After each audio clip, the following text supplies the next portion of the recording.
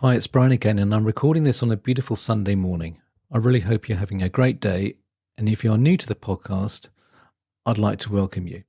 Just wanted to let you know that this podcast is all about interviewing ordinary people about running. Along the way, we get some advice from the professionals. This week, we have one of those professionals. After a few technical nickels, we managed to get the interview up and running. This episode is so packed with wisdom and inspiration that we decided to split it into two parts. Today, we're thrilled to have Janis Isaman, the amazing founder of My Body Couture. Janice has an incredible story of transforming personal struggles into a holistic approach to wellness, from her tough high school gym classes to the life-changing experience with a consumer-led running club. Janice takes us through her inspiring journey. In part one of our interview, Janice reveals the power of personalized, non-competitive fitness routines and shares her valuable insights on managing runner's knee. Her story is a treasure trove of wisdom for anyone dealing with chronic pain or movement limitations. We also dive into the fascinating discussion about how trauma can affect physical training. Janice sheds light on the critical role of trauma-informed principles in marathon preparation, the risks of generic training plans, and shares a compelling personal account of running a marathon post-childbirth. This narrative underscores the importance of listening to your body and incorporating sustainable practices like yoga and stretching, and not forgetting Pilates. So whether you're a seasoned marathoner, a casual runner, or someone interested in overall wellness, this episode is packed with practical advice on achieving a balanced and injury-free fitness journey. So let's jump right into part one of our conversation with the incredible Janis Isaman. And don't forget, the following week, we will have part two. So you're thinking about running, but not sure how to take the first step. My name is Brian Patterson, and I'm here to help. Welcome to Brian's Run Pod.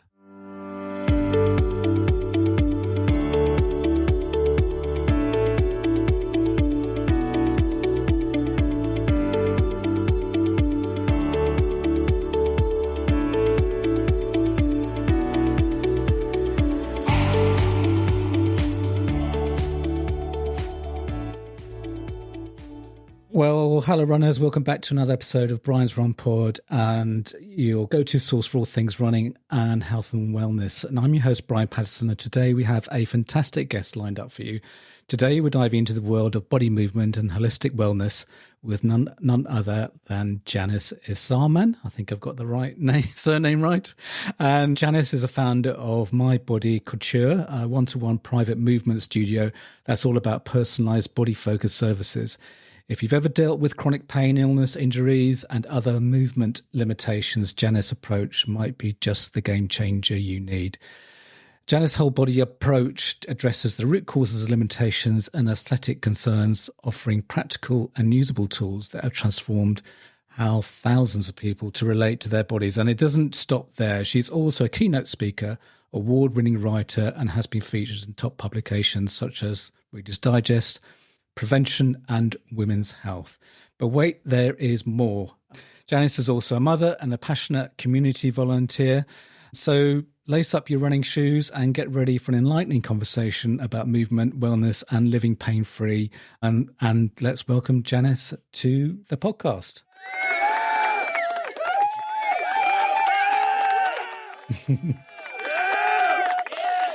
Everyone gets that, so... That's very cute. Anyway, I think what I do with most, and I just want to say thank you very much for your allow this interview with your busy schedule. But what I start with everyone is basically, what was your experience of exercise, sort of growing up from school, sort of into your teens and sort of before you did your degree? Okay. Well, you want me to answer that?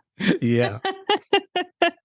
I'm like, do you actually want me to answer that? Because some of your listeners are going to definitely relate and others will not relate at all. So although I am a movement specialist, as you very adequately explained, I do not come from that background naturally at all. So I was definitely the classic in high school. I was the yearbook editor. I was the creative person. I was in the choir. I was a singer, and I was the furthest thing from athletic that you can possibly get. So I actually remember sitting in my high school phys ed teacher's office crying because that was bringing down my academic average.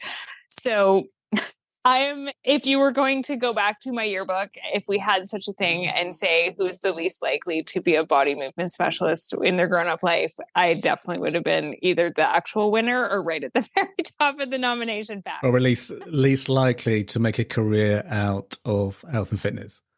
Yes, absolutely. So for some people in this audience, you're gonna feel very cheered by that. Other people are gonna be like, "Oh, what is this lady doing?" Yeah, me about this. But what essentially that actually really informs a lot of the things that I teach, how I teach, and why I teach it. Because the very first thing that happened after high school was, I don't know if you have these where you live, but we had a store called the Running Room, and it really popularized the consumer-led run clubs. Right. So they sold running gear, but then they had running clubs in the store. And I don't know what. Yeah, there is. I mean, where I am in, which is Twickenham, which is just outside London. So there is a store which has sells gear and has talks, and they do have that's exactly. And it was not that far from where I lived at university, and something about that approach where you could go, is your classic couch to 5K kind of idea. I was like, okay, well, let's give this a try. So I joined one of those running clubs. It turns out later that I don't really like to run with other people. I like to run alone, but that aside, I'm the same. I'm the same. Yeah, there you go. So, I mean, I think it was a great moment to kind of get me started into, I think really what it was, it took me out of that phys ed environment where they're grading and there's people who are naturally good at it and it's competitive and you're on teams and you're doing, ball sports, et cetera, to the concept of it's for everybody. You don't need to be fit. There is no measurement. There's no race. There's no, and again, I kind of changed my mind with that. I ended up living in New York City and really enjoying competitive running. But at that moment, it was exactly the thing that I needed to kind of get on my way with fitness and movement. But because I did come from that non-athletic background, bad at everything, I ended up with runner's knee. Oh, and right. Okay. Yeah. So that was actually, if you're going to kind of pin a map on why I do what I do, that's why. And it's why when you were looking for podcast guests, I was like, running and injuries and all of that stuff is something I know very, very well, because runner's knee, for anybody who has not had it, it's a real pain in the butt. It is. Tell me about it. Yeah. Like I had an experience where my knee would hurt, and then I went to all these different practitioners, and some of them helped. So whether it was massage or rolfing or the sports therapist or the doctor, things would help, but they would only help until I went for my next run. And then the thing would get worse. And I actually lived in a city called Edmonton in Canada. It has a huge river valley. And so we would do these hill runs. And of course, I didn't put 1 + 1 = 2 together, but it was partly the hill running that was killing my knee. Right. But I was, 17 or 18 years old. So it's not even like I wasn't old enough to have runner's knee in that sense, but that's not what the problem was. That's what the doctors kind of focused on, is why is this teenager in pain? And, you should be able to just do this simple thing and get out of it, which in a way I ended up doing. But subsequent research at the University of Calgary, also where I currently live, that would have been great research to have back then. But they discovered that runner's knee really comes from the hip. And so, in a very direct way, that lack of athleticism when I was a kid meant that my hip joints weren't actually strong enough for those hill runs. And what I really actually needed to do was strengthen my glutes and open my glutes with things like yoga or Pilates, but I didn't know that. So And the doctors didn't know that. And the physiotherapists, even at that time, didn't know that. So I just kind of suffered through being the age that I was. I was in university, and it's not great because you have to sit and study. You have to walk up and down stairs on campuses. All of it. So hurt. even, and I remember it was even affecting you when you were walking. Was it? Oh yeah. Yeah. Oh, right. Okay. So that's quite serious. Yeah. Cause I wasn't really given great solutions for it. It was remember there was a doctor who told me to take a string and attach a rock to it and do some quad presses, which I didn't do, by the way. But there wasn't a lot of assistance available that I could find. And so, a lot of people right now will ask me why I do what I do. And the long answer and the short answer is I became the practitioner that I needed at the time.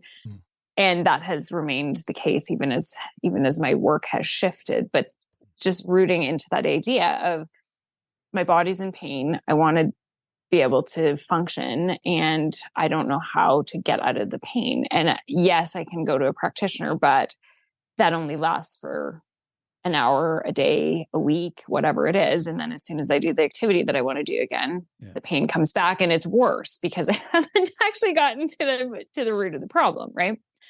So my history doing what I do is very, very, very tied to running. Right. Okay. I know we're kind of a bit tight on time, but I mean, so moving it on did you do, I don't think you studied a specific physiology degree.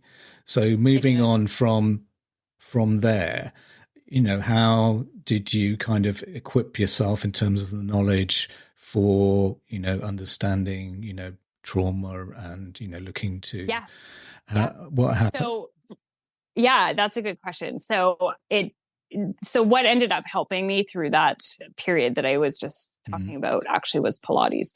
And it was long enough ago that Pilates was a very esoteric, hard to find thing. In fact, it was called contrology quite often. Yeah. There wasn't any easy way to access it. There wasn't any easy way to train in it. But again, because I've revealed the big research from the University of Calgary, what it really did was strengthen my hips, and it strengthened the tiny muscles in my hips, also lengthened and gave me kind of that flexibility. So it fixed it up. To this day, I've never had another problem with my knee, but I have continued to do Pilates as well. So fast forward 10 years into my life, I had it. You're right. I did not study any of that in university. I have a business degree. And then I was living in Toronto, and I was moving to New York City, and the world's largest global Pilates. Oh, of course, because Joseph, he moved there, didn't he? And he trained with dancers. Yeah. Exactly. Yeah. So I decided kind of at a bit of a transition point in my life that if I was going to teach Pilates or train in it, that this was the moment. And so I did. So I took an 800-hour training, and that became kind of the basis for some of the movement that I teach to this day. So fast forwarding, it became a bit of a snowball. So I did that for myself. I never intended to teach it as a career or for a living. But the way that all of these certifications work is you can't finish the certification unless you have clients and you start seeing people. And it turned out to be very rewarding. And for 6 or 7 years after that, I actually continued to add certifications and to teach people in my spare time. And then 10 or 11 years ago, it became my full-time career. And so I have subsequently added yoga, a discipline called Yamana body rolling, which is magical for runners. Yeah. There's a discipline that's based in Europe called critical alignment therapy, etc. So I have some therapeutics, I have some functional movement pieces. And then I added an emotional piece with trauma therapy. And I have a specific designation called trauma sensitive yoga. And that's really all about the bridge between emotions and movement. And that has also it's been every bit as transformative in myself and my clients as my Pilates certification was, or as my Yamana body rolling certification was. So it's really about it's about being able to listen to our own body's signals and to make effective choices and take effective action about that information, which is something that sounds so simple, but it's not really how most running or any other exercise discipline is typically taught. Mm-hmm. So is it people who'd come to you that either, I mean, in what you've just talked about, is there people who've had either mental health issues, they would come to you with that, or even, let's say, those who have had trauma, in their regular runners or whatever? I mean, I know that, because it's an exercise that you do regularly and you're not able to do it because of the injury, then it is going to affect your kind of mental health. Yeah. Yeah. So I actually got into that mental health component for the latter reason that you mentioned. So what I noticed is as I was doing exercise and body work with people, that people would start to have these big emotional reactions. And I did not feel equipped to manage that. But, if somebody's crying in my studio, I can't ignore it either. So, and I want to mention actually that my first and primary client base ever, and substantially so because I was living in New York City, was people that wanted to run the New York City Marathon. So there's always been rooting in my business with runners. And I always, anybody who runs or wants to run or hates running, I'm just like, let's have conversation. So I do at this point, I do get referrals for people who have PTSD. I get referrals from therapists. I have a specialty base, but I also have still a ton of people that come to me because their knee hurts, their back hurts, they have sciatica, they have shin splints from running. They have all of these kind of really physical pieces. So not all pain is from trauma, but some of it is. Sometimes we get things that repeat themselves in our bodies because we do have that trauma. I don't ever force trauma work on anybody, but that said, the trauma work that I am trained in is mostly based on principles that are across the board useful, whether you have trauma or quote unquote need trauma work or not. So I would make a very strong argument for the concept that most runners could use a little bit more connection with their body, and connection with their bodies, what their body is messaging, so that we can actually tailor the program. Many runners are still kind of clipping content out of either a literal magazine, a literal book, or they're getting it from an Instagram or somebody else at the gym or their running club. And then they follow a program, which isn't necessarily, it can be okay. Yeah. But it also might not be a good idea, because if we're doing the program at all costs to get to the end, that's where we really could get injured.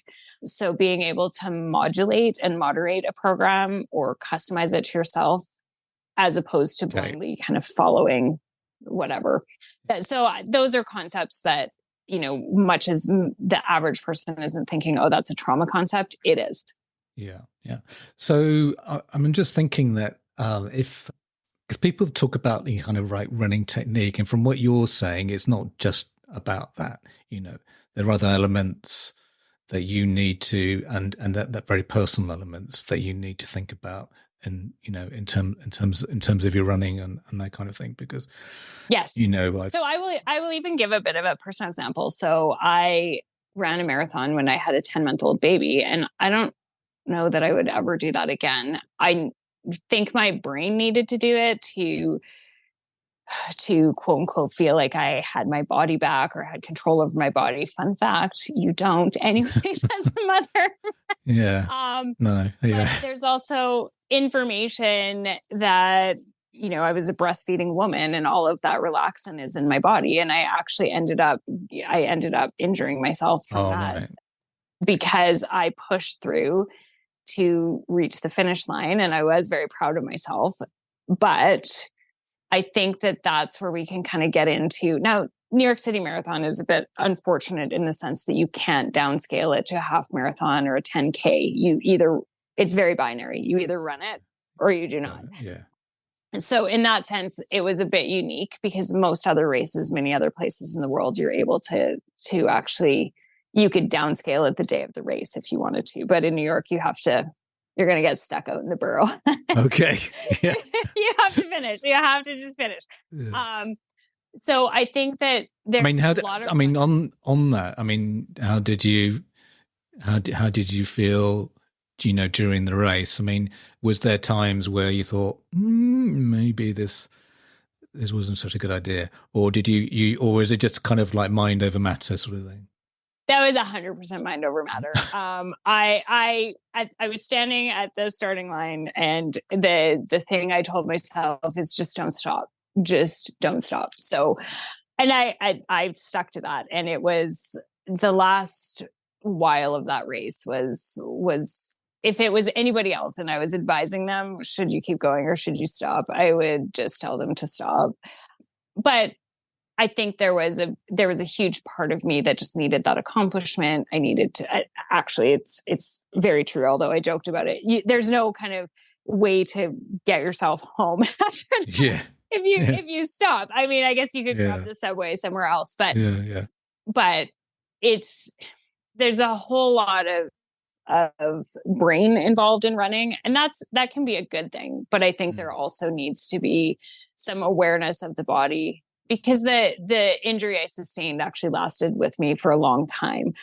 But I think that after that, I actually realized that my body and myself as a woman, I had a lot of energy before I had a baby. And then after I had a baby, I'm up in the middle of the night, I'm tending to the baby.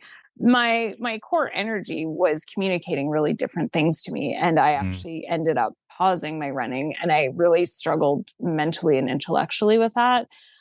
I mean, think again, if I was to go back and talk to myself at that point, it's okay. It's actually okay, because I was listening to my body's signals. But I really wrestled with it, and I would kind of push through, and then I would gear myself up with kind of all the mental self-talk and the things that we do. But I think that really most runners, especially if we're in our 30s, 40s, or 50s, we really need to make sure that we're doing a lot more stretching, things like yoga, those really body sustainability techniques, because it's hard on the body. And that can be really hard to message, because when you've got all these hours that you need to log in order to finish your big race, how do you also find time to do 2 hours a week of yoga, stretching, flexibility work, Pilates, whatever it is?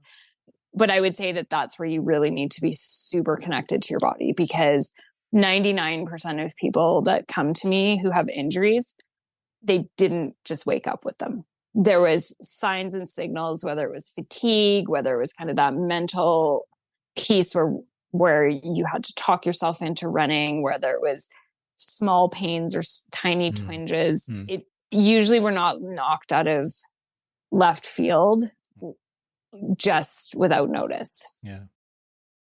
And that's a wrap for another exhilarating episode of Brian's Run Pod. Thanks for tuning in, folks. As always, we've got your back with all things running. And next week, get ready for some awesome beginner hints and tips to kickstart your running journey. Oh, and before we sign off, exciting news. We're now available on YouTube. So whether you're pounding the pavement or chilling at home, you can catch us there too. Plus, we have a new feature on the podcast. You can now send me a message. Yep, you heard it right.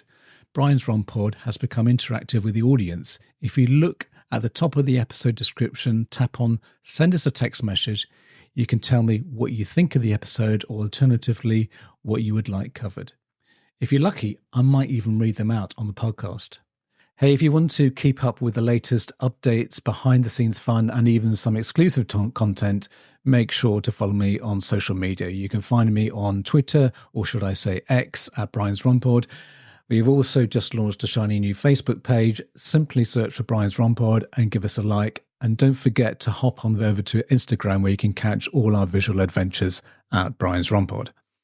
For those of you who love diving deep into the episodes, head over to our website, www.briansrunpod.co.uk, and there you'll find detailed show notes, handy chapter markers, make it too easy to navigate through our favourite discussions. Please leave a review, as it will always help others find this podcast. Music is by Happy Days by Stock Audio, not forgetting artwork by Alice Patterson. Till next week, thanks again for listening.